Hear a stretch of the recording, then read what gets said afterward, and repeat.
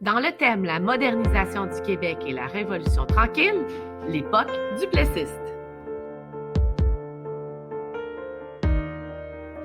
L'époque duplessiste s'étend surtout dans les années 40 et 50.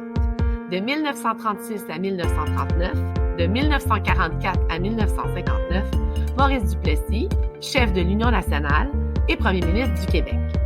L'Église est au centre de toutes ces valeurs. Parlons maintenant des réalisations de Duplessis. On dira de ce premier ministre qu'il est autonomiste, c'est-à-dire qu'il veut régler et gérer les choses par lui-même. Voici 3 preuves. Il va créer le drapeau du Québec, il va refuser les subventions du fédéral, il va créer l'impôt provincial. De plus, Duplessis va procéder à l'électrification rurale, va développer les mines de la Côte-Nord riches en fer. C'est à partir de ce moment que nous allons ouvrir des mines comme Shefferville et Gagnon dans le nord du Québec.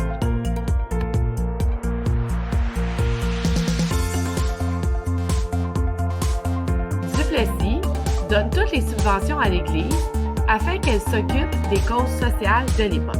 La santé et l'éducation sont donc gérées par l'Église catholique.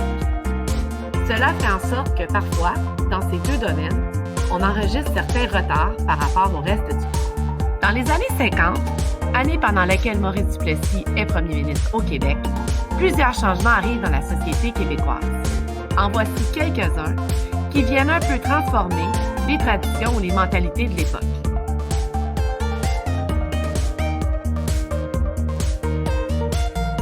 Dans les années 50, les contestations seront aussi nombreuses.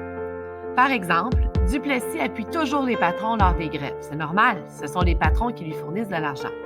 Il est très traditionnaliste et valorise les valeurs d'antan. C'est pourquoi plusieurs jeunes dans la société commencent à dénoncer cette façon. On sent ce vent de changement dans les années 50 aussi beaucoup grâce aux jeunes. En 1948, Le Refus global, écrit par Paul-Émile Bordua, vient dénoncer un peu cette mainmise de l'Église catholique sur tout le Québec.